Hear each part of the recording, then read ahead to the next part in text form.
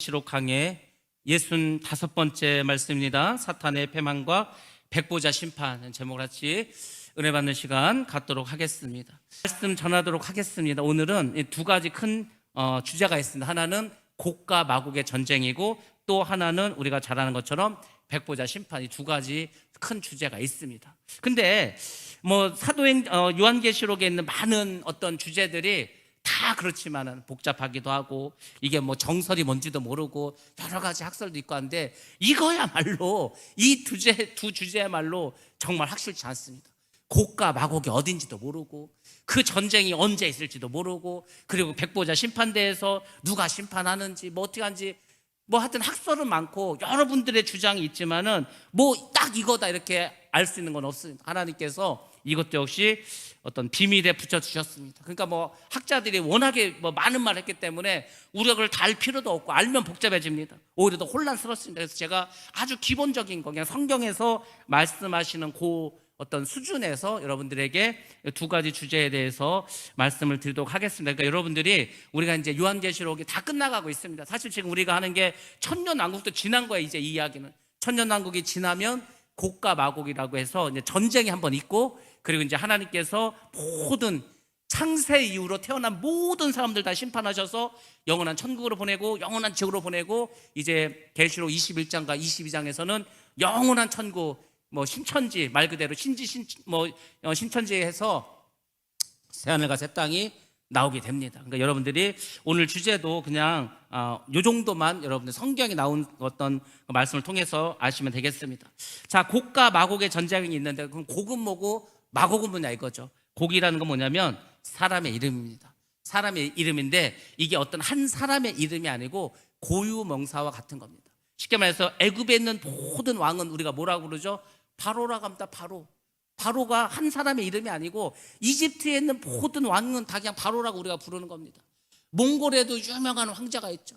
칸이라고 합니다. 칸. 이런 식으로. 그래서 이제 나라마다 그렇게 이제 왕을 지칭하는 것이 있는데, 곡도 마찬가지입니다. 사람의 이름인데 이제 지배자죠. 지배자인데, 구체적으로 그러면 그 당시에 지배했던 사람이 누가 있냐 이렇게 했을 때, 성경에서는 로스와 메섹과 두발이라고 하는 사람의 이름이 나옵니다. 그러니까 이제 이 사람들이 전부 다 이제 곡이죠. 왕이란 얘기입니다. 그리고 이제 마곡이라는 게 있는데, 마곡은 쉽게 말해서 나라 이름 또는 지명이라고 보시면 됩니다. 그럼 도대체 마곡은 어디에 있는 땅일까? 여러분들이 이제 궁금하실 텐데, 성경을 보면은 유럽 북방 민족이라고 보십니다. 유럽을 가면 저 북쪽에 이제 민족들이 있지 않습니까? 그럼 그 사람들은 누구의 후손일까? 당연히 노아의 후손이죠. 노아 이전의 사람들이 다 죽어버리고 노아 후손만 남았으니까. 노아의 아들 중에 야벳이 있었습니다. 그 야벳의 아들이 마곡이라고 하는 아들이 있었는데, 이 아들은 어디로 갔냐면 저 흑해 연안, 그러니까 이제 쉽게 말하면 지금 러시아 쪽이죠. 러시아 쪽으로 이전해서 그곳에서 살고 있었습니다. 근데 이게 성경에 나오는 거예요. 곡과 마곡이라는 게, 우리는 이제 천년 왕국이 지나고 벌어질 전쟁이라고 알고 있지만, 이미 성경에서는 예전부터 곡과 마곡에 대한 전쟁을 예언해 주고 있습니다. 그게 에스겔서 38장인데, 에스겔서 38장에 보면은 이런 말이 나옵니다. 마곡의 왕 곡이 북방 군대를 인솔해서 이스라엘을 공격한다는 거예요. 그래서 이제 우리가 많이 생각하기를 3차 대전이 일어날 때에는 러시아가 이스라엘을 친다 이렇게 하는 거예요. 그래서 지금 어쨌거나 러시아가 전쟁이 일어나지 않았습니까? 우크라이나하고 일어났지만. 그런데 이제 이 전쟁이 확전될 수가 있습니다. 언제? 겨울. 그래서 겨울을 잘 봐야 되는 거예요. 왜 겨울이 중요하냐면, 러시아가 유럽에다가 천연가스를 팝니다. 그러니까 유럽은 러시아에서 오는 천연가스가 없으면 살 수가 없는 거예요. 왜? 그걸 받아서 난방을 할 거 아닙니까?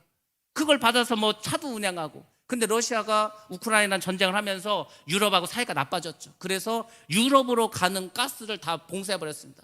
20% 30%밖에 안 주는 거예요. 그래서 영국 같은 데는 지금 전기요금이 100만 원 넘어버렸습니다. 여러분들 매달 전기요금 집에서 100만 원 넘게 내면은 살 수 있습니까? 우리나라는 정말 전기료 싼 거예요. 지금 한전에서 적자를 봐가면서 이렇게 싸게 지금 전기를 공급하고 있습니다. 유럽은 전기값이 굉장히 비쌉니다. 그래서 아주 진짜 절전하고 전기 굉장히 아끼면서 살아요. 근데 이제 난방을 해야 되는데, 난방을 그 사람들이 석유 떼는 것도 아니고 등유 떼는 게 아닌데 가스를 떼는데, 가스를 막아버리면 어떻게 하겠어요? 가스값이 지금도 많이 올랐습니다. 근데 지금이 문제가 아니고 진짜 문제는 겨울이 되는 거예요. 겨울에 막 날씨도 추운데 가스 공급이 안 돼서 난방이 안 되면 어떻게 살겠어요? 이제 난리가 나겠죠. 지금 뭐 독일도 그렇고 프랑스도 그렇고 영국도 마찬가지, 다 지금 유럽 나라들이 그것 때문에 좀 난리가 났습니다. 자, 이런 식으로 자꾸 사이가 안 좋고 전쟁이 있고 불만이 일어나면은 정말 전쟁이 더 크게 확전될 수도 있겠죠. 근데 그 전쟁이 러시아를 통해서 터키도 마찬가지죠. 지금 이스라엘을 이 지구상에서 없애버리겠다라고 공언하고 항상 이스라엘을 타도하기 위해서 일어난 나라가 터키하고 이란이라고 보시면 됩니다. 이란이 왜 지금 핵무기를 만들려고 하고 있죠? 이유는 간단합니다. 이 지구상에서 저 시오니즘, 저 이스라엘을 없애버려야 되겠다는 거예요. 그래서 지금 막 그렇게 하고 있지 않습니까?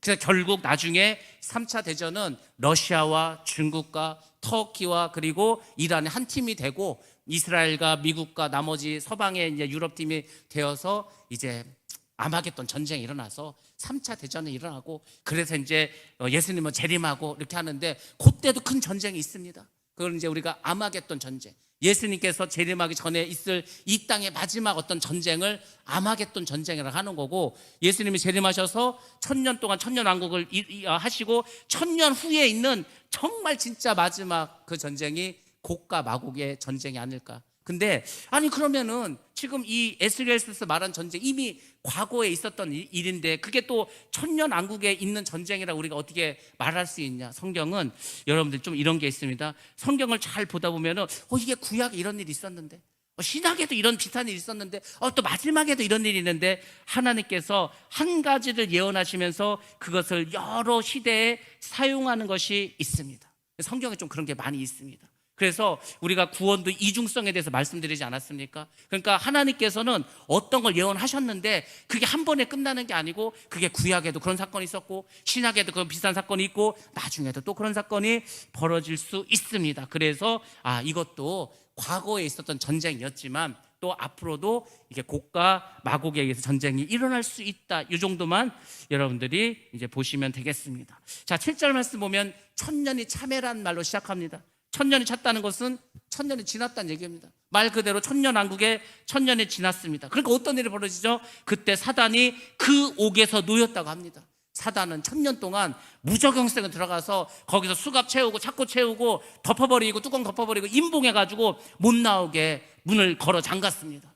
근데 1000년이 지나면 다시 그 문을 열어주고 사단이 이제 노임을 받는다는 것입니다. 그래서 곡과 마곡의 전쟁은 1000년이 지나고 이제 천년왕국이 끝났을 때 일어난 일이다, 이렇게 봅니다. 그런데 또 많은 학자들이 생각하죠. 그럼 왜 하나님께서 굳이 왜 1000년이 지난 다음에 사단들을 풀어줄까, 이거 귀신들을 왜 풀어주냐 이거죠. 왜 놓아주냐 이거죠. 그건 아무도 모릅니다. 어떻게 알아 우리가.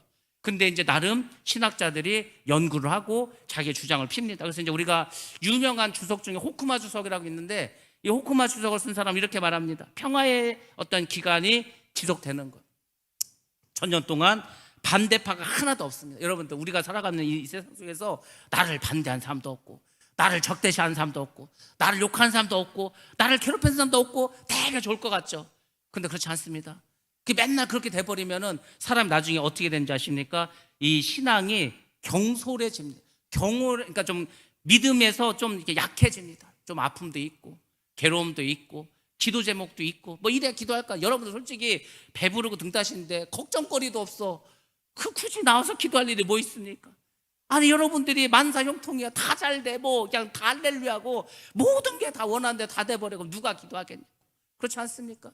1000년 동안 뭐 이건 마귀 사탄도 없고 귀신도 없고, 그러니까 사람들의 어떤 믿음의 신앙이 조금 경솔해지기 시작했다는 거죠. 그러면서 전에 하던 습관들이 나타나는 거, 죄의 습관이 나타난다는 거죠. 그리고 우리가 이렇게 편안하게 사는 것을 당연하게 생각한다. 오늘날 우리 어린 아이들, 청년들이 가장 큰 문제가 있다면 뭐냐면 이 행복을, 이 축복을 당연한 것으로 생각한다는 거예요. 당연하지 않습니다. 여러분들 국제시장이라는 그 영화 한번 보시기 바랍니다. 그 전쟁이 끝나고 북한에서 이렇게 탈출해가지고 그 어렵게 막 진짜 막 굶어가면서 고생하면서 겨우겨우 이렇게 해가지고, 또 뭐 베트남 전쟁에 가서 돈 벌어 와가지고 그렇게 힘들게 할아버지 세대들이 이제 뭐 밥이라도 안 굶게 살게 하지 않았습니까?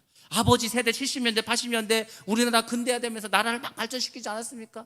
이게 당연한 게 아니고 저절로 된 것도 아니고 엄청나게 우리가 기도하고 헌신하고 노력했기 때문에 이 나라를 선진국의 반열에 올려놓은 거예요. 지금 절대 당연한 거 아닙니다. 지금 근데 아이들이 그걸 모르는 거예요. 이게 원래 우리가 잘 살은 줄 압니다. 원래 우리 엄청 못 살았습니다.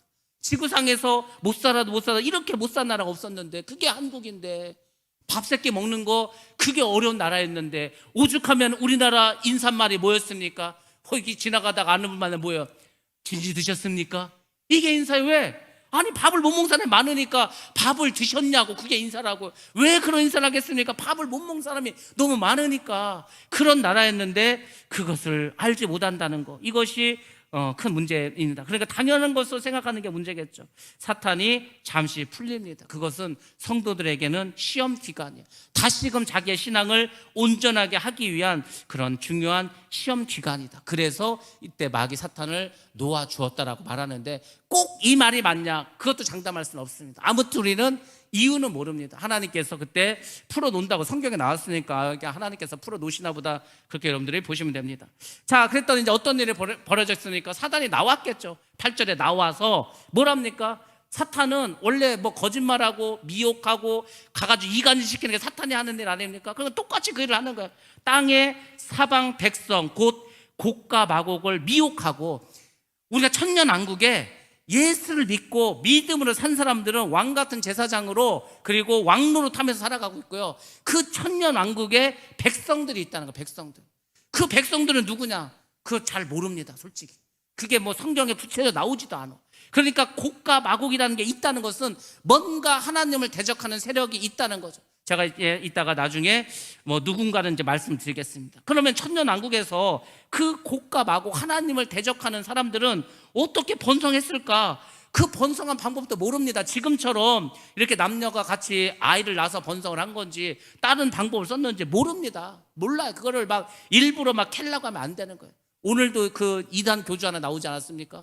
아니 할아버지인데 어린 꼬마 여자애들이 무슨 서방님 무슨 님 해갖고 당신의 아이를 낳아주겠습니다 하면 이상한 교가 또 나왔어. 이상한 무슨 듣도 보도 못한. 근데 십자가 걸어놓고 하나님 어쩌가고 자기가 하나님이지 또 거기도. 그 오늘 나왔더라고요. 그래서 아이고 참 이런 게 계속 이렇게 나오네. 근데 은근 또 많아요, 성도들도. 그러니까 그 교주가 이게 어떤 사입인데 하여튼 오래 전부터 그렇게 해서 지금 이제 할아버지가 됐는데 젊었을 때부터 이렇게 사람들 미혹해가지고 하나의 어떤 종교를 만들어 놨더라고요. 아유 참 그 애들이 막 그러니까 또 사람들 들 거 아니야. 아니 어떻게 이제 열몇 살 된 여자애들이 70 넘은 그 교주한테 자기 애를 낳아준다고 하고, 이게 뭐냐고 이게. 그런 식으로 지금 이렇게 하는 것이 있습니다. 그러니까 어떻게 해서 애를 낳고 어떻게 번성하는지 모르는데 아무튼 많은 수가 있다고 합니다. 다 모아서 싹을 붙이는데 그 수가 얼마나 많냐? 바다의 모래 같은. 그러니까 엄청나게 많은 수백만 수천만 매덕이 될지도 모릅니다. 그게 많은 자들이 천년 동안 번성해서 하나님의 자녀들, 하나님의 세력과 다시 이제 붙을 전쟁을 한다는 것입니다. 자, 그래서 이제 9절에서 뭐라고 합니까? 그들이 지면에 널리 퍼지는 거예요. 이 땅에 막 퍼집니다. 그리고 어떻게 하죠? 성도들의 진과 사랑하시는 성을 두루매. 그러니까 이제 성도들이 사는 동네가 있을 거 아닙니까? 성도들이 사는 성이 있습니다. 성도들이 사는 성이 어디 있겠습니까? 예루살렘 성이죠. 하늘에서 내려와서 이 지상에 생긴 그 예루살렘 성에서 성 안에서 살고 있는데 그 성을 막 두르는 거예요. 왜? 쳐들어오려고. 근데 하나님께서 이제 어떻게 하십니까? 하늘에서 불이 내려와 그들을 태워버리신다고 이렇게 성경에 나와 있습니다. 그러니까 전쟁은 엄청 치열하고 엄청 대단할 것 같은데 결국 하나님께서 뭘 하셨다 그랬죠? 하늘에서 불이 내려와서 그 대적자들을 다 불태워버린다고 말씀하십니다. 여러분들 신앙생활 하면서 이걸 꼭 기억하시기 바랍니다. 하나님이 우리 삶 속에 간섭할 수 있게 되는 거예요. 간섭. 아이고 하나님 내가 다 알아서 할 테니까 하나님 좀 쉬고 계셔. 하나님은 내 일에 간섭 안 하셔도 됩니다. 내가 알아서 할게. 그 사람은 하나님 믿는 사람이 아닙니다. 여러분의 삶의 모든 것, 큰 거든 작은 거든 집을 사든 이사를 가든 뭘 사업을 하든 뭘 하든 간에 여러분의 삶 속에 작은 것도 하나님 다 간섭하셔야 되는 거예요. 그게 믿는 자의 삶인 줄 믿습니다. 아니 그러니까 기도하셔야 된다 그랬잖아요. 작은 것도 물어봐야 되니까. 여기서 하나님이 간섭하셔서 하나님께서 직접적으로 심판을 하십니다. 여러분들 사람의 힘으로 이기는 게 아닙니다. 지금 우리가 살아가는 이 세상도 마찬가지지 않습니까? 사실 이 땅에 많은 악한 자들이 그동안 나왔습니다. 아주 못된 독재자들도 나왔고, 사람을 정말 아주 괴롭히는, 하나님을 대적하는 그런 악한 자들도 엄청나게 많이 나왔어요, 이 지구상에서 그동안. 근데 하나님이 더 어떻게 했습니까? 다 진멸하셨습니다. 근데 그게 사람이 진멸한 게 아니라니까. 여러분들, 우리가 오늘 갑자기 광복을 맞이했습니다. 우리나라가 일본이랑 싸워서 그렇게 해서 뭐 독립했습니까? 아니라니까. 그럼 우리가 공산주의, 민주주의가 둘로 갈라지지도 않았습니다. 우리는 일본이 망한지도 몰랐어요. 몰랐다고. 일본에서 핵폭탄이 터졌는데 우리가 어떻게 알고 있어요? 오늘 그냥 갑자기 일본 천황이 라디오 방송에 대고 이제 항복한다고. 그래서 이제 독립한 줄 안 거예요, 우리가. 그렇지 않습니까? 우리가 뭐 한 게 없다고. 사실은 없습니다. 우리의 삶도 마찬가지예요. 우리가 뭘 많이 하는 것 같고 열심히 하는 것 같고 대단한 일을 하는 것 같지만 실제로 우리가 뭘 해서 되는 게 아니라니까요. 우리의 삶은 하나님이 다 하시는 겁니다. 하나님이. 그러니까 여러분들이 정말 기도하셔야 되는 거예요. 물론 내가 할 일을 해야 되겠죠. 근데 내가 해봤자 한계가 있다니까. 내가 다른 사람의 마음을 어떻게 바꿉니까? 내가 어떻게 나가서 이 어려운 일을 내가 역전시켜가지고 할 수 있습니까? 아니라니까. 하나님이 간섭하셔야 되는 거예요. 하나님이 자연을 이용하시던 다른 사람을 활용하시던 어떤 환경을 일으키셨던 간에 하나님이 역사하셔야 우리의 삶이 온전하고 형통할 줄로 믿습니다. 제가 말했잖아요. 태풍이 우리나라 간통했다고 생각해 보세요. 그냥 이게 남해로 해가지고 내륙을 통해서 지나가서 저기 뭐 강릉으로 빠져나갔다 그러면요, 우리나라 초토화됩니다. 그냥 비 엄청나게 오고 산사태 일어나고 과일 다 떨어지고, 지금 추석인데 채소 뭐 말도 못할걸요. 고기보다 더 비쌀 수도 있습니다. 우리가 채소가 싸다고 생각하죠. 그건 많기 때문에 싼 거예요. 빨리빨리 얘네들이 자라니까 싼 거예요. 그냥 모든 뭐 하우스 다 완전히 다 찢어지고 날아갔다고 생각해 보세요. 아니라니까. 하나도 못 먹습니다. 하나님이 간섭하지 않으면은 이 태풍도 그런 거예요. 하나님이 간섭하셔서 얘가 이쪽으로 가고 저쪽으로 가고 하는 겁니다. 하나님이 모든 걸 주장하시는 거예요. 우리가 태풍의 경로를 바꿀 수 있으니까 절대 못 바꿉니다. 그러니까 우리는 아주 겸손한 자세로 여러분의 모든 삶을 주님께 맡기시고 기도하시기 바랍니다. 하나님이 이끄시는 그 사람이 승리하는 자인 줄로 믿습니다. 하나님께서 다 불을 내려서 태워버리십니다. 또 그들을 미혹하는 마귀가 불과 유황못에 던져리니 지키는 거기는 그 짐승과 거짓 선지자도 있어 세세토록 밤낮 괴로움을 받으리라, 이렇게 말해주고 있습니다. 자, 결국은 어떻게 합니까? 미혹하는 자들이 다 나왔습니다. 그들 다 붙잡았어. 마귀, 귀신, 하여튼 대적한 자 다 붙잡아가지고 불못으로 보냅니다. 지옥으로 보냅니다. 거기 누가 있습니까? 거기는 먼저 짐승, 적그리스도가 와서 딱 일찌감치 적그리스도가 들어가 있지 않습니까? 거짓 선지자하고 예수님께서 이 땅에 딱 재림했을 때 어떻게 했습니까? 적그리스도, 거짓 선지자, 얘네들은 무적행에도 안 보냅니다. 1000년 왕국 동안 무적행에 가두지도 않고 바로 지옥으로 직행하지 않았습니까?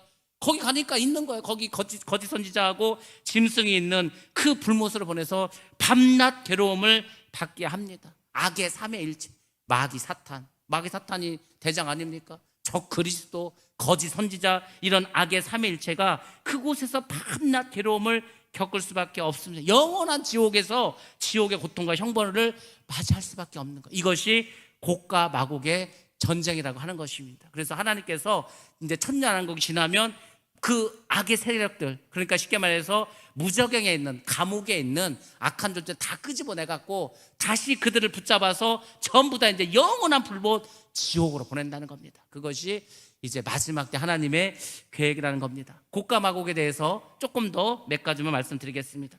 먼저 아까 말씀드린 것처럼 백성들이 있어요.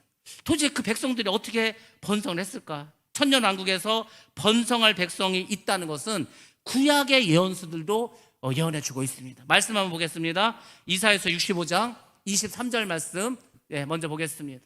이사야 65장 23절 말씀입니다. 그들의 수고가 헛되지 않겠고 그들이 생산한 것이 재난을 당하지 아니하리니 그들은 여호와의 복된 자의 자손이요 그들의 후손도 그들과 같을 것임이라. 아멘. 아멘. 이렇게 해서 후손들이 계속해서 있을 거라고 구약 성경에서 말해주고 있습니다. 자, 그들은 어떻게 무엇 때문에 번성한 이유가 뭘까? 여러분들, 하나님께서는 참 신기하신 분입니다. 그분은 뭘 이렇게 말씀을 하셨어? 그러면은 결국 그 말씀을 이루셔야 되는 거예요. 그래야 직성에 풀리시는 분 같습니다. 하나님께서 천지를 창조하셨습니다. 창세기 때 뭐라고 말씀하셨습니까? 창세기의 명령이 뭡니까? 번성하라 그러잖아요. 땅에 충만하라고 하지 않았습니까? 그러니까 하나님께서는 이 천년 왕국 기간 동안에 이 땅에 많은 사람들이 번성하고 땅을 지배하고 정복하기를 원하고 있는 겁니다.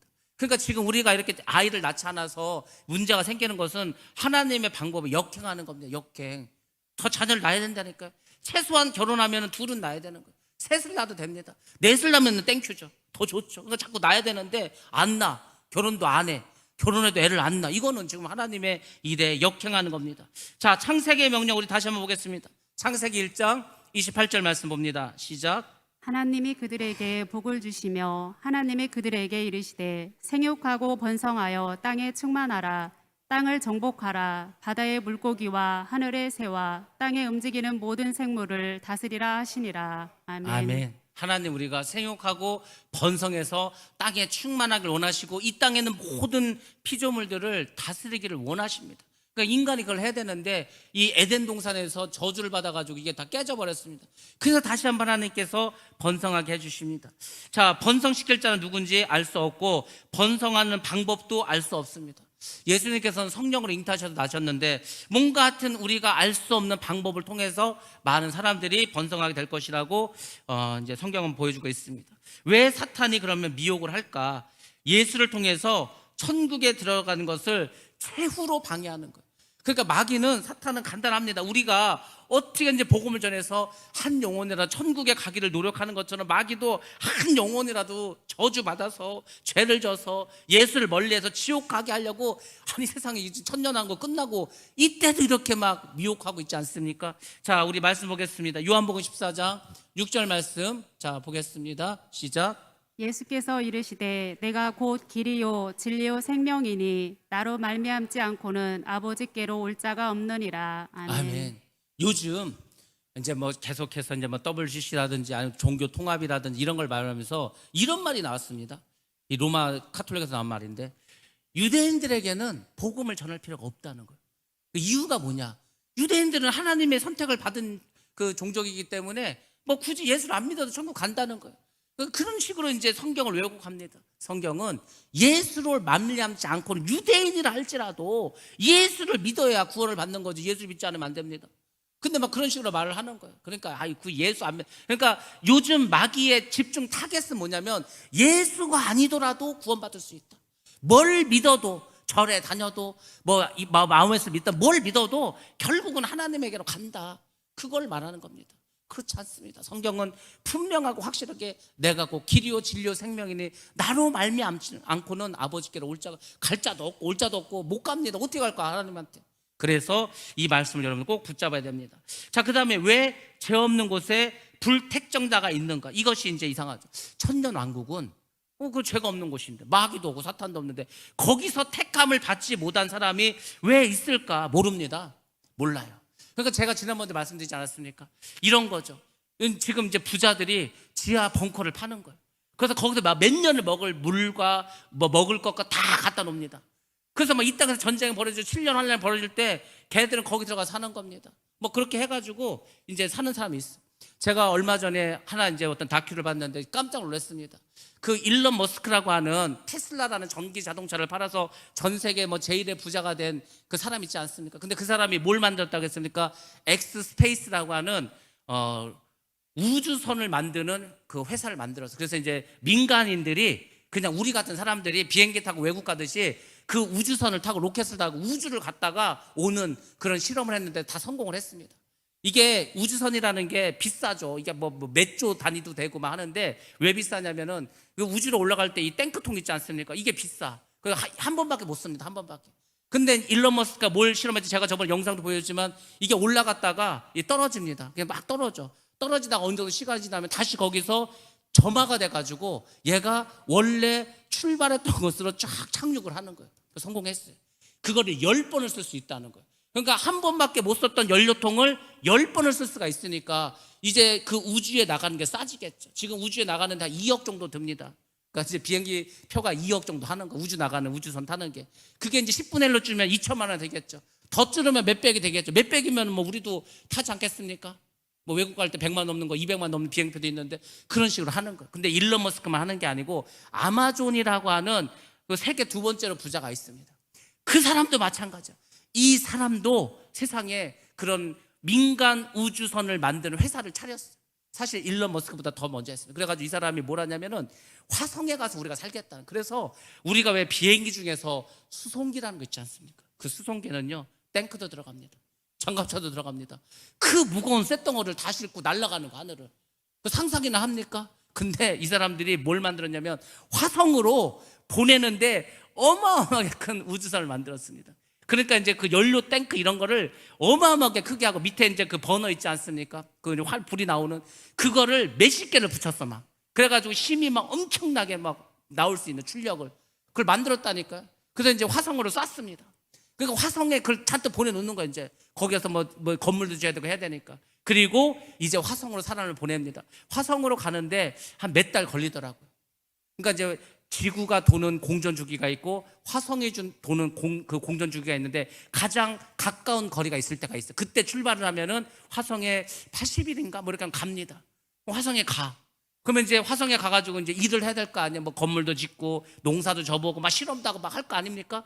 그러고 이제 다시 와야 되는데 다시 공전 주기가 마치는데 400 며칠이 걸려. 그러면 400 며칠 후에 다시 화성에 로켓하고 지구로 막 돌아오는. 이 프로젝트를 지금 하고 있는 거예요. 근데 그 100명을 보낸다는 거, 처음에 100명이 탈 만한 큰 우주선을 지금 다 만들어 놓고 실험하고 막. 제가 깜짝 놀랐어요. 야, 이게 우리는 모르는 사이에 정말 많은 것들이 많이 일어나 있구나. 그런 식으로 화성에 가서 살아. 지구는 7년 환란이 일어났어. 그래서 막 지구 막 멸망당하고 여기 막 천년왕국 이뤄졌어. 그럼 화성에 갔다 와서 돌아올 거 아니에요? 그 사람들이 택정받지 않았는데 그 천년왕국에 사는 겁니다. 그렇게밖에 해석할 수가 없는 거예요. 도대체 이 사람들 어디서 나왔냐 이거예요. 원래 천년왕국은 믿는 자들이 들어가는데 그 믿는 자들이 들어간 천년왕국 그 새 예루살렘 바깥에서 사는 사람도 있다는 거예요. 믿지 않는 자들. 그 사람들이 이제 천년 후에 번성해져 가지고 그 이제 곡과 마곡의 전쟁에서 하나님을 대적하는 자들이 된다는 거 아닙니까? 그러니까 뭐 여러 가지 이야기가 있고 여러 가지 시나리오가 있는데 뭐라고 우리가 확실할 수는 없지만 제가 이렇게 가만히 보니까 그럴 수도 있겠다. 땅 파고 들어가서 살던지 화성 가서 살다가 오던지 그럴 거 아닙니까? 우리나라도 지금 달에다가 로켓을 쏴서 보내겠다고 하는 세상인데 이게 지금 정신없이 막 세상이 돌아갑니다. 컴퓨터만 발달하고 로봇만 발달하고 자동차만 발달한 줄 알았는데 어느 순간 이렇게 우주에도 가는 세상이 되었습니다. 왜? 전 세계 제일 1등 부자, 2등 부자가 그거 하고 있으니 뭐 돈이란 돈 다 투자해서 할 거 아닙니까? 기술은 있으니까 뭐 그런 거 하고 있습니다 지금. 그러니까 지금 세상이 말세로 다가가는 게 우리는 막연하게 생각했지만 막연한 게 아니고 실제로 그렇게 가고 있지 않나 이런 생각들을 해보게 됩니다. 하나님의 나라에 왜 천사가 타락했는지 아십니까? 모르죠. 아니 왜 그 루시퍼가 하나님을 찬양한 천사장이 왜 타락했을까? 모릅니다. 근데 타락했습니다. 에덴 동산에서 왜 뱀이 있었는지 모릅니다. 근데 어쨌거나 그렇게 악이 들어왔죠. 그런 것처럼 천년 왕국 때에도 그런 일이 벌어지지 않을까. 그래서 결국 하나님께서는 여러 가지 계획을 가지고 계시는데 우리가 하나님 계획을 다 알 수는 없죠. 그렇지만 하나님은 분명하게 그분이 계획하신 대로 이렇게 세상을 이끌어 가고 계십니다. 그 목적이 있겠죠. 바로 이 모든 나라를 아버지 하나님께 바치기 위해서입니다. 예수님도 그 말씀하시지 않습니까? 예수님도 이 땅에서 이렇게 타락한 자들, 이렇게 지옥 갈 자들 중에서 선택되고 천국 갈 사람들을 모아가지고 하나님의 나라를 만들어서 그것을 하나님께 드리겠다는 겁니다. 성경 말씀 보겠습니다. 고린도전서 15장 22절부터 26절까지 말씀입니다. 시작. 아담 안에서 모든 사람이 죽은 것 같이 그리스도 안에서 모든 사람이 삶을 얻으리라. 그러나 각각 자기 차례대로 되리니 먼저는 첫 열매인 그리스도요, 다음에는 그가 강림하실 때 그리스도에게 속한 자요, 그 후에는 마지막이니 그가 모든 통치와 모든 권세와 능력을 멸하시고 나라를 아버지 하나님께 바칠 때라. 그가 모든 원수를 그 발 아래에 둘 때까지 반드시 왕노릇 하시리니 맨 나중에 멸망받을 원수는 사망이니라. 아멘. 24절 마지막에 보면은 하나님께 나라를 드린다고 바친다고 하지 않습니까? 그게 어떻게 보면은 하나님의 어떤 큰 계획이다 이렇게 우리가 보시면 됩니다. 자, 이렇게 해서 이제 곡과 마곡은 이 정도만 여러분들 아셔도 충분히 될 것 같습니다. 자, 두 번째 이제 주제는 크고 흰 보좌, 바로 백보자 심판입니다.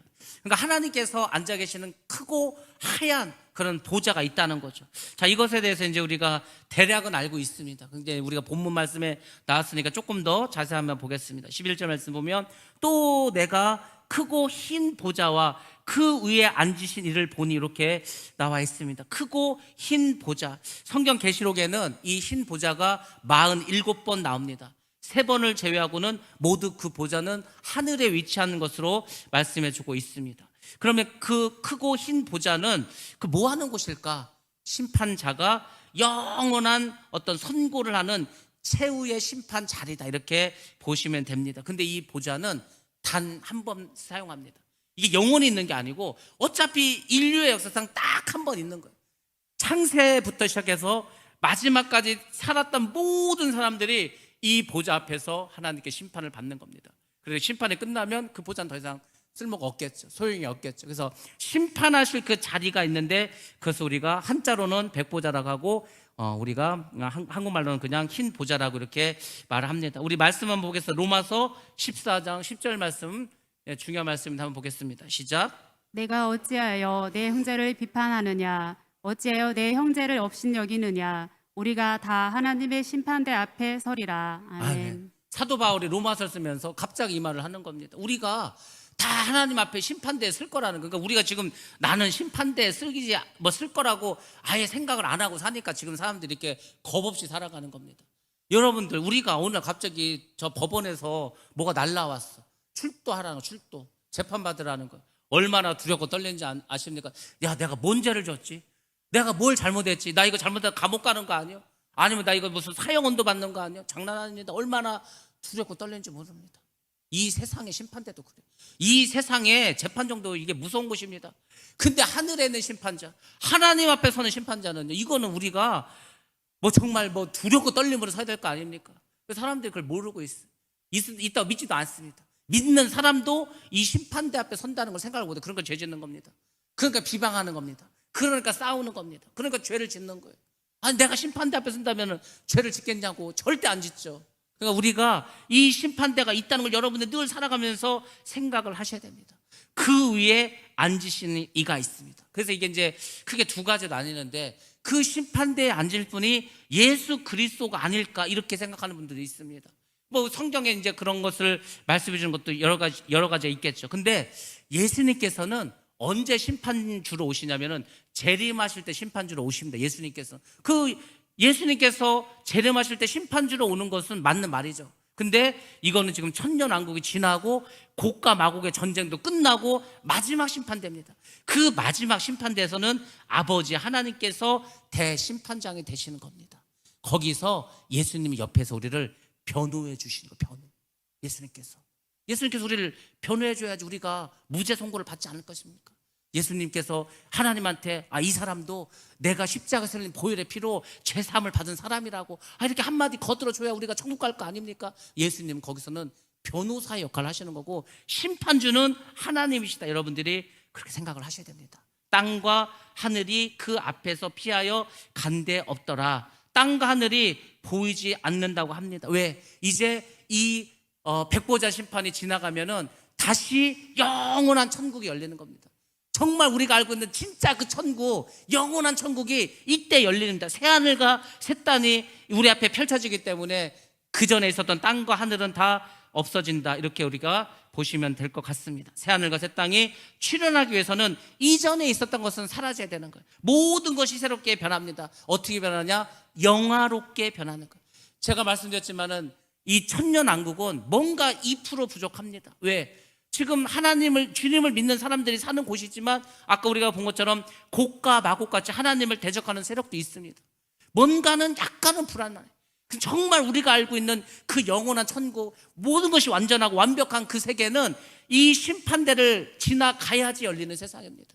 그러니까 여러분들이 막연히 천국이라고 하지만 천국은 우리가 아는 것처럼 조금 이렇게 성격을 달리해서 약간은 용어를 달리해서 쓰입니다. 천년왕국도 어찌 보면은 천국인데 우리가 아는 정말 그 영원한 천국은 아니죠. 그 영원한 천국, 새하늘과 새 땅은 마지막에 일어나게 되는 겁니다. 그래서 사람도 완전히 변하고 이 우주 만물이 완전히 다 새롭게 이제 변화됩니다. 영원한 천국에서는 모든 게 다 변화됩니다. 자, 이제 그것을 여러분 천국 가서 이제 지나 보면 이제 알게 될 것이고, 지금은 우리가 다 알지 못하고 단지 성경에서 이렇게 나와 있으니까 이 정도만 아시면 될 것 같습니다. 12절 말씀 봅니다. 또 내가 보니 죽은 자들이 큰 자나 작은 자나 그 보좌 앞에 서 있는데 책들이 펴 있고 또 다른 책이 펴졌으니 곧 생명책이라 이렇게 나와 있는데 책 이야기가 나옵니다. 자, 여기서 보니까 사도 요한에 보니까 죽은 자들이 있는데 큰 자나 작은 자나, 큰 자나 작은 자라는 것은 뭐 잘난 사람도 있고 못난 사람도 있고 왕도 있고 거지도 있고 뭐 이런 사람이죠. 근데 그 사람들이 죽은 자라고 했습니다. 뭐가 죽었죠? 영혼이 죽은 사람들. 첫째 부활에 동참하지 못한 자들. 첫째 부활에 동참한 자 누구냐면 예수님께서 이 땅에 오셨습니다. 재림하셨습니다. 그때 죽은 자들이 부활합니다. 산 사람들은 몸이 변해서 변화체가 되어 휴거가 됩니다. 그게 첫째 부활이에요. 근데 이 사람들은 첫째 부활에 동참하지 못했습니다. 왜? 예수를 믿지 않아서. 그 사람들은 다 그냥 어떻게 합니까? 천년 왕국 동안에 무적행 속에 들어가 있는 거죠. 그리고 이제 이 사람들이 이제 이 죽은 자들이 어떻게 하니까 심판을 받기 위해서 다시 살아납니다. 그러니까 여러분들이 이걸 잘 기억해야 돼요. 믿는 사람들은 부활을 하죠. 믿는 사람의 부활은 생명의 부활입니다. 상급을 받기 위해서 천국에 가기 위해서 부활을 얻는 거죠. 천년 왕국에 살고 천년이 지난 후에는 영원한 천국 가서 삽니다. 근데 불신자들은 어떻게 하냐? 천년 왕국을 경험하지 못합니다. 그냥 무적행 속에 있는 거예요. 믿지 않는 상태로 있었기 때문에 그 무적에서 벌을 받습니다. 그리고 심판대에 서기 위해서 부활하는 거예요. 이제 부활합니다. 그리고 영원한 지옥으로 가는 거예요. 그래서 이제 우리가 생각하죠. 야, 지옥에 도대체 가는데 영혼이 가는 거냐? 아니 뭔가 좀 육신에 가는 거냐? 우리가 이제 그 생각도 하는데 지금 많은 사람들의 그 뭐 이야기가 있지만은 그 지옥에서 겪는 그 고통은요 영혼의 고통이 아닙니다. 우리 같은 육신을 입은 어떤 존재로 부활을 하는 거예요. 그러니까 그 뜨거움을 다 느끼는 거예요. 그러니까 지옥의 고통은 이루 말하지 못한다니까요. 제가 그랬잖아요. 많은 사람들이 너무 세상이 힘들어. 야, 이 세상이 지옥이다. 너무 힘들다. 그러니까 이 세상이 지옥이니까 내가 이 지옥 같은 세상을 벗어나야겠다고 죽어버립니다. 지옥 가면은요 이거는 지옥도 아니에요. 이 세상에서 힘든 거는 힘든 것도 아니라니까. 진짜 지옥 가면 생지옥입니다. 완전히 잠시도 견딜 수가 없는 그 뜨거움 속에서 있어야 되니까. 그러니까 예수를 믿고 육신도 구원을 받고 영혼도 구원을 받아야 되는데 믿지 않는 사람들은 육체도 죽어버리고 영혼도 죽어버리고 결국은 지옥의 고통을 그냥 영원히 받을 수밖에 없는 겁니다. 우리가 뭐 괜히 전도하자 괜히 복음을 전파하자 하는 게 아니라니까. 영원한 지옥을 맛볼 수밖에 없습니다. 그래서 불신자의 부활과 성도의 부활은 다릅니다. 불신자들은 둘째 부활을 하는데 그것은 사망의 부활이고 영원한 영벌이고, 성도는 첫째 부활을 하고 생명의 부활을 하고 상급을 받고 천국에서 살아간다. 이렇게 보시면 되겠습니다. 창세 이후에 이 땅에 와서 인간의 생명을 모든 자들이 그 마지막에 다 부활하게 됩니다. 그리고 책들이 있다고 합니다. 책들이라고 했으니까 복수역입니다. 책이 여러 개가 있는데 그 책이 뭐냐? 행위책입니다. 행위책. 이 행위책은 그 행위대로 기록된 대로 벌을 받습니다. 그게 뭔지 아십니까? 증거가 되는 증거. 우리가 이제 죄인이 나왔어. 그러면 재판에 들어가지 않습니까? 재판에서 다른 게 다 소용없고 이 사람이 무슨 죄를 졌다는 증거가 있어야 됩니다. 증거. 사람을 죽였으면 죽인 칼을 갖고 오든지, 아니면 이 사람이 뭐 누구를 뭐 어떻게 했으면 뭐 증거들이 있을 거 아닙니까? 그러니까 이 행위록이 뭐냐면은 그 사람이, 여기서 이제 행위록에 적혀있는 사람은 다 구원받지 못한 사람들, 구원받지 못한 사람들은 뭘로 심판을 받냐면 그 사람들이 이 땅에서 지은 모든 행위로 죄를 이제 어떻게 심판을 받는 겁니다. 그러니까 못된 짓을 한 사람은 더 생지옥에 가는 겁니다. 김일성이고 뭐 히틀러고 무슨 뭐 이런 사람도 있지 않습니까? 그런 사람들은 더 생지옥에서 고생한다는 거죠. 왜? 행위록에 그 사람 행위가 다 나와 있으니까. 그래서 책들에 기록된 대로 심판을 받습니다. 왜 그렇습니까? 하나님이 하나님 마음대로 심판한다는 게 아닙니다. 하나님도 법대로 심판한다는 거. 하나님도 그 사람의 행위를 보고서 심판하신다는 겁니다. 그래서 심판의 정당성과 공의성과 확실성과 권위성과 정확성을 보여주는 겁니다. 다니엘서 말씀 한번 보겠습니다. 7장 9절에서 10절 말씀입니다. 시작. 내가 보니 왕자가 놓이고 옛적부터 항상 계신 이가 자정하셨는데 그의 옷은 희기가 눈 같고 그의 머리털은 깨끗한 양의 털 같고 그의 보좌는 불꽃이요 그의 바퀴는 타오르는 불이며 불이 강처럼 흘러 그의 앞에서 나오며 그를 섬기는 자는 천천히요 그 앞에서 모셔 선 자는 만만이며 심판을 베푸는데 책들이 펴 놓였더라. 아멘. 여기도 책들이 펴있다고 하지 않습니까? 그러니까 책은 크게 두 가지가 있는데 뭐라고 했습니까? 또 다른 책이 펴졌으니 곧 생명책이라. 생명책은 딱 한 권입니다. 단수 한 권밖에 없습니다. 그 생명책은 예수 그리스도로 속량을 받아서 은혜로 구원을 받은 사람들, 이 사람들의 이름이 써 있는 게 생명책이에요. 그러니까 그 생명책에 여러분의 이름이 있어야 됩니다. 그 생명책에 이름이 있으면 우리는 행위록이 필요 없습니다. 왜? 우리의 행위로, 우리가 행위로 구원받는 게 아니기 때문에 우리의 행위록은 더 의미가 없습니다. 그냥 주님께서 우리를 위해서 십자가 죽으신 그 피로 모든 죄를 사해 주셨기 때문에 우리는 그 생명책에 이름이 있으므로 구원을 받는 겁니다. 죽은 자들이 자기 행위를 따라서 책들에 기록된 대로 심판을 받게 됩니다. 불신자들만 행위대로 심판을 받습니다. 사탄, 짐승, 적그리스도, 거짓 선지자, 또 땅에 속해서 죽은 자들, 죄 지은 사람들, 불신자들 다 행위록에 의해서 심판을 받게 됩니다. 13절 보면 바다가 그 가운데서 죽은 자들을 내주고 또 사망과 음부도 그 가운데서 죽은 자들을 내주며 각 사람이 자기의 행위대로 심판을 받는다고 말합니다. 바다라는 것은 요한계시록에서 말하는 바다는 이 세상을 말합니다. 혼란한 이 세력들을 말합니다. 사망과 음부와 같은 말이라고 봅니다. 근데 이제 영원한 천국이 오면은 이 바다와 사망과 음부는 결국은 다 사라지는 겁니다. 새하늘과 새 땅이 온다는 것입니다. 그래서 이 세상에서 죄를 짓고 불신냈던 그 모든 사람들, 죽은 자들의 감옥인 무저갱에서 나왔는데 심판받고 더 무서운 영원한 불바다인 지옥으로, 불못으로 가게 된다는 겁니다. 그래서 죽은 자들 악인의 부활을 둘째 부활을 하고 그리고 자기 행위대로 심판을 받는다고 합니다. 사망과 음부도 불못에 던져지고 이것은 둘째 사망 곧 불못이다. 성경에선 지옥을 불못이라고 합니다. 불로 이루어진 연못.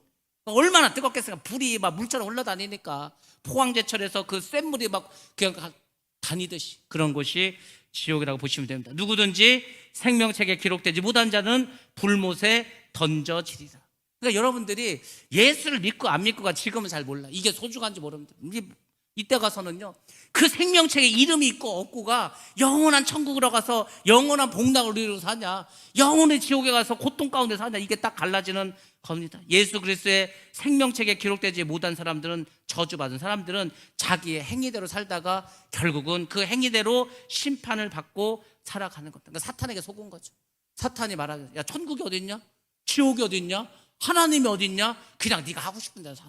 네 마음대로 살아. 네가 원하는 대로 살아. 그럼 불못입니다. 영원한 불못입니다. 그거를 사탄이 그런 식으로 사람들 속여서 결국은 사람들 지옥으로 끌고 갑니다. 여러분들, 한 번 사는 것은 우리 사람에게 정한 것이라고 성경은 말해주고 있습니다. 한 번 죽는 것은 다 정해지지 않아서 여기 안 죽을 분이 어디 있어요? 다 죽습니다. 죽는 것은, 한 번 죽는 것은 정한 것이요 그 후에는 심판이 있으리라. 이 말씀은 엄청나게 중요한 말씀입니다. 우리가 성경 한번 보겠습니다. 히브리서 9장 27절과 28절 말씀입니다. 시작. 한 번 죽는 것은 사람에게 정해진 것이요 그 후에는 심판이 있으리니 이와 같이 그리스도도 많은 사람의 죄를 담당하시려고 단번에 들이신 바 되셨고 구원을 이루게 하기 위하여 죄와 상관없이 자기를 바라는 자들에게 두 번째 나타나시리라. 아멘. 아멘. 이 말씀을 꼭 마음속에 기억하셔야 됩니다. 우리가 다 죽는구나. 죽은 후에는 심판이 있구나. 예수를 믿고 죽은 사람과 믿지 않은 사람, 그 죄의 문제를 해결하지 못한 사람, 결국은 어떻게 됩니까? 둘째 사망에 가는 거죠. 불못에 떨어지는 것입니다. 근데 사람들이 이 중요한 말씀을 모릅니다. 그리고 무관심합니다. 교회를 다닌 사람도 히브리서 9장 27절 말씀을 무관심하게 사는 거예요. 무관심하게. 그렇지 않습니다. 엄청나게 중요합니다. 왜 관심이 없으니까 첫 번째는 뭐냐면 내가 아직 살아있어. 뭐 내가 살아있는데 굳이 죽음 이후의 세상을 내가 생각할 필요가 있을까? 그게 어리석은 거죠. 정말 현명한 사람은 내 삶도, 지금 삶도 중요하지만 이 다음 삶을 내가 어떻게 대비할 건가, 그걸 준비한 사람 진짜 현명한 사람이에요. 근데 이 세상만 살다가 죽어. 이 세상 살다가 죽으면 다 끝나는 거지. 그럼 저도 좋겠습니다. 아무것도 없고, 진짜 아무것도 없어. 천국도 없고 지옥도 없어. 뭐 그러면은 뭐 어쩔 수 없이 그냥 다행히. 근데 있으면 어떡할 거야? 있으면 죽었는데 천국도 있고 지옥도 있고, 죽었는데 악한 마귀가 내 영혼을 끌고 가. 막 어떻게 하실 거예요? 그러니까 우리가 이 살아있다고 해가지고 죽음의 세계를 뭐 무관심해서는 안 된다는 겁니다. 두 번째로는 그 지옥이 나하고는 무관하다고 생각합니다. 그러니까 뭐 나는 구원을 따는 당상인데 이미 뭐 내가 천국 가는 거 당연한 거 아니야? 이런 생각을 하는 사람이 있다는 거죠. 어리석은 생각이죠. 내 구원을 두렵고 떨림으로 구원을 이루겠다고 사도 바울 같은 사람도 내가 혹시 구원받지 못할까 봐 두렵고 떨림으로 구원을 이뤄가겠다고 하는데, 우리 같은 사람이 나는 천국 가는 거 따놓은 당상이다, 그렇게 살아가서 어떻게 하겠습니까? 그렇게 하면 안 돼. 인생은 항상 어떤 사람이 중요해. 이거 애들도 마찬가지입니다. 이제 시험을 봐. 시험 보면 공부해야 될 거 아닙니까? 근데 여러분 아십니까? 우리가 이제 시험을 보는데 시험 기간인데도 공부 안 하는 애들이 많습니다. 반 이상은 공부를 안 합니다. 그냥 가서 찍던지 자던지 합니다. 그냥 공부 잘하는 몇 명만 공부합니다. 근데 그렇게 시험을 앞두고 공부를 해야 될 거 아닙니까? 그러니까 이제 뭐 그런 거죠. 시험을 봤어. 채점을 했어. 근데 어떤 애들은 긴가민가한 게 있어. 내가 이거를 맞았다고 해야 돼? 틀렸다고 해야 돼? 근데 이제 어떤 애들은 그렇게 긴가민가한 건 다 맞았다고 하는 애들. 그런 애들은 반드시 점수가 나오면 예상 점수보다 작게 나옵니다. 근데 어떤 애는 반대죠. 긴가민가한 건 다 틀렸다고 해. 그러니까 이제 자기가 가채점 했을 땐 점수가 나죠. 근데 실제로 점수가 나왔을 땐 그거는 높겠죠. 우리의 구원의 문제도 마찬가지야. 내가 이 정도 살면 구원받지. 그게 아니라니까. 내가 이 정도 살아서 구원받을 수 있을까? 이런 마음을 가져야 될 거 아닙니까? 그래서 더 간절히 내가 정말 천국 그렇게 좋은 곳이라면 그게 아무나 갈 수 있는 것도 아니지 않습니까? 내가 이렇게 살아가서 천국 갈 수 있겠는가? 내가 이렇게 살아가지고 하나님 기뻐하시겠는가? 늘 그런 죄스러운 마음을 가지고 살아야 우리가 경건하게 겸손하게 믿음을 살지 않겠습니까? 근데 막 교만하게 아이고 나는 천국 가, 뭐 내가 뭐 이 정도면 천국까지, 자만하면 안 되는 거예요. 그렇게 자신을 하는 것도 안 되는 겁니다. 그리고 세 번째, 죽으면 끝이라고 생각하는 거. 죽으면 끝이 아니라니까. 이것은 다 마귀가 주는 생각입니다. 이런 것 때문에 사람들이 관심이 없는 겁니다. 성경은 말합니다. 모든 사람이 죄를 범하였다고 말합니다. 모든 사람이 그래서 이미 죽은 겁니다. 죄를 졌기 때문에 어차피 죽은 거나 마찬가지입니다. 아니 어떤 사람이 암에 걸려서 사형선고를 받았어. 지금은 살아있지만 어차피 죽을 거 아니에요. 우리도 다 맞아. 어차피 다 죽지 않습니까? 죄로 인해서 다 죽습니다. 회칠한 무덤입니다. 회칠한 무덤은 겉으로 볼 때는 화려합니다. 근데 그건 무덤이기 때문에 그 속에 실제는 썩고 있는 거예요. 근데 지금 사람들이 겉만 화려하니까 겉만 보고 대단하건데 그렇지 않습니다. 성경은 말합니다. 모든 사람이 죄를 범하였다. 그 죄에서 벗어나는 길은 단 하나밖에 없다. 그게 뭡니까? 로마서 3장 24절 말씀입니다. 자, 로마서 3장 23절부터 24절 말씀입니다. 시작. 모든 사람이 죄를 범하였음에 하나님의 영광에 이르지 못하더니 그리스도 예수 안에 있는 속량으로 말미암아 하나님의 은혜로 값없이 의롭다 하심을 얻은 자 되었느니라. 아멘. 아멘. 이게 얼마나 대단한 말씀인지 아십니까? 그러니까 성경은 말하는, 사도 바울이 아직 로마 3장에서 결론적으로 말하는 거 아닙니까? 모든 사람은 다 죄를 졌다. 아무도 천국 가지 못한다. 하나님의 영광에 이르지 못한다. 하나님의 영광에 이르는 게 뭐냐면 아까 말했지만 고가 마고 그 백보자 심판대에서 끝나가 영원한 천국에 갔을 때 우리가 다 영광을 얻습니다. 아무도 거기에 못 이릅니다. 근데 우리가 영광을 이룰 수 있는 게 딱 하나예요. 그리스도 예수 안에는 속량. 예수님께서 우리를 위해서 대신 죽으셨습니다. 그래서 그 피값으로 우리를 사셨다니까요. 지옥 갈 수밖에 없는 우리를 예수님의 피값으로 사신 거예요. 그래서 속량이라고 하는 겁니다. 속량, 구속, 대속이라고 말합니다. 그것으로 말미암아 하나님의 은혜라는 게 순전히 우리가 뭘 잘해서도 아니고 우리가 뭘 엄청 열심히 해서도 아닙니다. 하나님의 은혜로 값없이, 우리는 뭐 돈을 낸 것도 없고 뭐 한 것도 없는데 정말 값없이 의롭다함을 얻은 거예요. 그래서 우리가 의인이 됐습니다. 의인이 되었기 때문에 천국에 가게 되었다. 이게 사도 바울이 말하는 복음입니다. 우리가 이걸 살아야 돼요. 이걸 아셔야 됩니다. 이렇게 고백했던 사도 바울도 뭐라고 합니까? 나는 죄인 중에 개소라고 고백합니다. 내가 하는 것은 죄밖에 없습니다. 이렇게 고백합니다. 오직 주님만 의지합니다.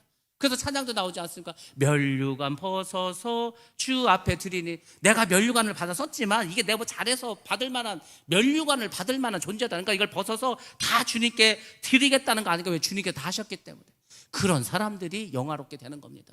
그런 사람들이 천국 백성이 되는 겁니다. 우리가 바로 그렇게 살아가야 할 줄로 믿습니다. 그 다음에 천국 가는 거예요. 그래서 천국 가는 거예요. 우리가 잘 생각해야 돼요. 제가 이 천국과 지옥을 생각하면서 이번에 새로 제가 하나 들은 간증이 있습니다. 그래서 제가 오늘 조금 예배를 빨리 시작해서 간증을 하느라고. 탈북한 여자 청년이 있습니다. 올해 나이 22살이고 10년 전에 탈북을 했습니다. 12살의 나이로 탈북을 했어요. 엄마가 먼저 탈북을 했습니다. 아버지는 북한에서 화학을 전공한 과학자였습니다. 그러니까 북한에서 나름 잘 살았는데 이게 북한이 영 아니야. 그래서 이제 자기하고 이제 남동생하고 있었는데 엄마는 먼저 탈북을 하고 이 사람들도 이제 나머지 가족들도 어떻게 탈북을 하려고 막 브로커를 통해서 돈도 주고 막 이렇게 해서 중국까지 막 이렇게 나오고 했습니다. 중국에 나왔는데 이제 붙잡히게 생겼어. 그래서 이제 아버지가 얘기하는 이 아버지가 굉장히 자기들한테 잘해줬다는 거. 자식을 정말 사랑하고 가정에 충실한 분이었고 정직한 분이었다는 거. 정말 좋으신 분이었다는 거 자기 아버지가. 근데 아버지가 그러면 야 이게 아무리 봐도 우리가 같이 다니다가 붙잡히면 다 우리는 죽는다 그러니까 우리가 3일만 떨어져 있잖아. 3일만. 지금 한참 공안들이 붙잡고 난리가 났으니까 3일을 떨어지고 3일 후에 만나는 장소 갔더니 아버지가 없는 거예요. 그래서 이제 소문을 들어보니까 아버지가 붙잡힌 겁니다. 아버지가 북한으로 끌려갔습니다. 끌려갔어요. 근데 그때 아버지가 헤어지면서 한 말이 있습니다. 만약에 내가 붙잡히고 너희들은 붙잡히지 않아서 너희들이 한국으로 가서 행복하게 산다면 나도 행복할 거다. 이런 말씀을 하죠. 헤어지면서 나는 혹시라도 붙잡혀서 한국에 가지 못한다 할지라도 너희들이 탈출에 성공해서 너희들이 한국에 가서 행복하게 살면은 나도 행복할 거다. 이렇게 말을 했는데 진짜로 아버지는 붙잡히고 말았습니다. 그리고 이제 북한에 왔다 갔다 하는 그 브로커를 통해서 들어보니까 아버지가 감옥에 갔다는 거예요. 감옥에 갔는데 뭐 어떻게 하니까 가족들 탈북에 갔으니까 뭐 아주 그냥 엄청나게 고생을 하겠죠. 고문을 당하고 핍박을 당하고 어려움을 당하겠죠. 그래서 이제 그 북한에 왔다 갔다 하는 삶을 통해서 아버지 소식을 좀 들었는데 어느 순간 그러니까 더 이상 아버지를 찾지 말라는 거예요. 어디로 갔는지도 모르고 죽었는지 살았는지도 모른다는 거예요. 그때 이 소녀가 이제 탈북을 하고 이제 하나님을 믿게 됐습니다. 하나님께 기도는 얼마나 기도했겠습니까? 아버지 이거 좀 탈북하게 해달라고. 근데 이제 기도를 하는데 이런 절망적인 소식을 듣게 되니까 하나님께 이렇게 기도를 드렸다고 합니다. 하나님, 우리는 살아도 참 지옥 같은 세상에서 살았습니다. 그렇잖아요. 북한 지옥인데. 근데 우리 아버지는 살았을 때도 지옥에서 살았는데 죽어서도 예수를 믿지 못해서 지옥 가버렸는데 어떻게 하냐고, 이 원통에서 어떻게 하냐고, 제발 우리 아버지 좀 탈북을 시켜주든지 아니면은 예수를 좀 믿게 해달라고 막 그렇게 막 울부짖었습니다. 이 세상도 지옥이었는데 어떻게 저 또 그 영원한 지옥에 가냐고. 그리고 또 이 소녀 마음속에 하나님을 원망하면서 이렇게 또 기도했답니다. 하나님, 이 세상에서도 더 이상 아버지를 못 보는데 천국에 가서도 아버지가 못 보면은 천국에서도 우리 아버지를 보지 못할 거 아닙니까? 그래서 이 소녀가 정말 애통해하면서 막 이렇게 울면서 막 기도를 했어요. 그렇게 기도를 하는데 하나님께서 이런 음성을 들려줬다고 합니다. 네 마음이 아프지? 내 마음도 아파. 나도 내 아들을 이 땅에 보내서 죽였어. 그 아들을 죽여서 그 북한에 있는 그 성도들을, 그 자녀들을 구하려고 했는데 근데 그렇게 구하지도 못하고 내 아들을 죽여서까지 그 성도들을 구하려고 했는데 그렇게 못해서 나도 마음이 아프다는 거예요. 그러니까 하나님의 마음도 그 북한에서 그렇게 북한은 지금 살아도 지옥인데 그 지옥 같은 북한 살다가 죽어서 또 지옥 가면은 그 영혼 얼마나 불쌍합니까? 하나님의 마음도 너무 아프다는 거예요. 그 마음을 자기에게 주셨다는 거예요. 하나님도 괴로워하시는구나. 하나님도 고통스러워 하시는구나. 제가 이런 얘기를 그냥 뭐 흔하게 할 수 있는 얘기 아닙니까? 근데 직접 제 눈앞에서 간증하는 걸 들었어. 사진도 못 찍게 하고 영상도 못 찍게 하고 이게 저기 다른 데 가면 안 되니까 그냥 이렇게 와가지고 얘기를 하더라고요. 그래서 제가 막 그 같이 있었던 사람들 얼마나 눈물을 흘렸는지 모르는데 얼마나 그 마음이 아플까. 아빠가 얼마나 보고 싶겠습니까? 이 땅에서도 못 보고 죽어서도 우리는 천국 가는데 아버지는 지옥 가면 죽어서도 못 볼 거 아닙니까? 그 아버지가 얼마나 잘해줬는데 그 아버지가 얼마나 정직하신 분이었는데 그 아버지가 탈북에 실패해가지고 거기서 이렇게 죽어. 그리고 또 천국에도 못 가셔. 얼마나 마음이 아프고. 그러니까 정말 그렇구나. 우리가 물론 우리는 지금 남한에 살고 있죠. 근데 여러분 생각해 보시기 바랍니다. 우리는 남한에 살으니까 이 세상은 지옥이 아니죠. 지금 그 지옥 아니지 않습니까? 우리나라는 그래도. 근데 여러분 마찬가지입니다.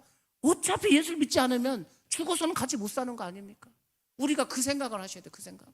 제가 뭐 괜히 가정구원을 얘기하고 가정의 천국을 말하고 가정의 복음을 말하는 게 어느 순간 딱 그 생각이 들더라고. 우리가 정말 천국과 지옥을 믿는다면 그 당연히 우리가 뭐 지금 뭐가 중요합니까? 뭐 이 세상에 성공하는 거, 돈 많이 버는 거 그게 중요한 게 아니지 않습니까? 내가 지금 우리가 천국에 가냐 못 가냐, 우리가 천국에서 다시 만나냐 못 만나. 물론 천국에 가면은 뭐 가족 관계, 부모 자식 관계, 부부 관계 이런 관계가 다 사라져 버립니다. 사실은.